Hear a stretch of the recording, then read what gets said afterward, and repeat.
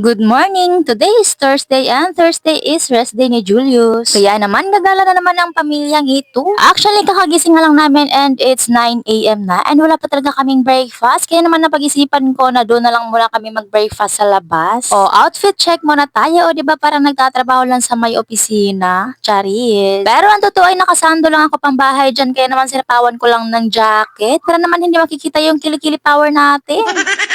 At eto, bumiyahe na nga din agad-agad kami at kita nyo naman yung outfit ng lalaking yan. Kami ni Iya ay talagang todo outfit pero lalaking yan ay talagang nakasando lang. Actually, kahapon at ngayon ang rest din ni Julius pero kahapon ay talagang natulog lang kami buong maghapon. Kasi kailangan din magpahinga ng ating hardworking na padre de pamilya. At dahil nakapagpahinga na siya kahapon ay ngayon ay gagala na naman kami. O diba, may oras pa rin siya para sa pamilya niya. Dapat balance ang matrix.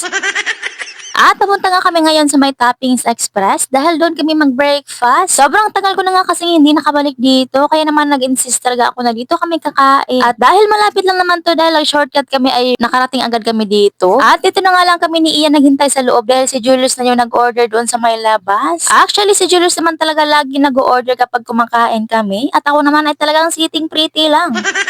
At ito ngayong nagustuhan ko dito sa kanilang place dahil nag-upgrade na sila. Meron na silang milk teahan dito sa may gilid, sa loob. At ayun na nga ang mag-ama habang naghihintay kami sa aming pagkain ay bumili na muna sila ng tubig. At si Iya ngayon pinadala niya at dahil mabigat ayun, boom, bagsak.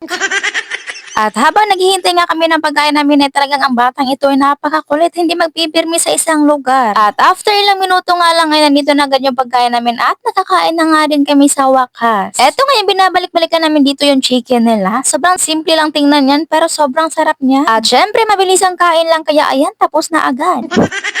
Buti na lang talaga ay black yung sando ko dyan kaya naman hindi klaro yung bilbil ko. Sobrang busog ko pa naman dyan at yung bilbil ko ay talagang bonggang-bongga na.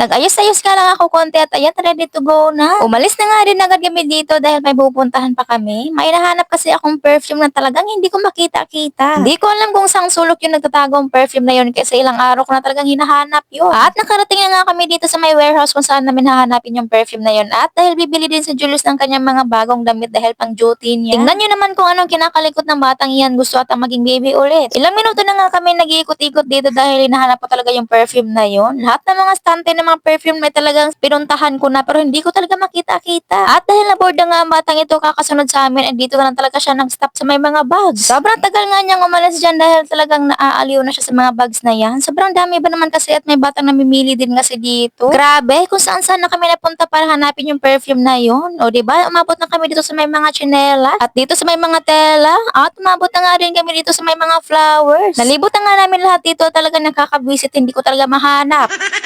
At eto nga ay talagang inaandok na si Iya kakasunod sa amin kaya naman ayan nagpakarga na ang batang ito. Sobrang bigat pa naman ito kargahin habang naglalakad. Si Julius kasi ay namimili pa ng mga bibilhin niya kaya naman ako muna yung nagkakarga. At hindi na nga rin kami nagtagal dito dahil naiinis nga ako dahil hindi ko mahanap yung perfume na yun. Kaya naman bumaba na agad kami at umalis na kami dito sa lugar na to. At dumaan na nga muna kami dito sa may plaza, dito sa may food court banda dahil nag-cash out muna ako ng aking milyones. Pero hindi na din kami nagtagal doon at umuwi na din agad kami and hindi na ako nakapag-video habang pauwi kasi nga tulog si Iya and sobrang hirap. At eksakto nga din pag-uwi namin ay talagang bumuhos yung ulan. O diba pinauwi lang kami. Talaga namang thank you Lord, hindi kami nabasa ng ulan. But anyways, hanggang dito lang tong video natin. Thanks for watching. See you sa next video.